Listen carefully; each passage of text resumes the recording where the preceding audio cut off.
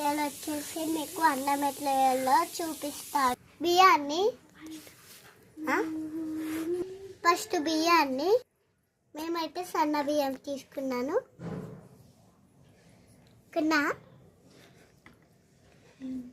అయితే కడుక్కోవాలన్నమాట.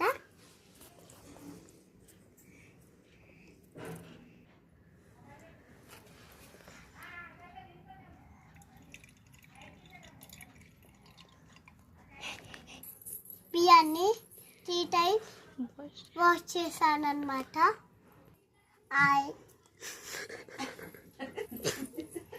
ఫ్రెండ్స్, మనమైతే బియ్యాన్ని కడుక్కున్నాం కదా.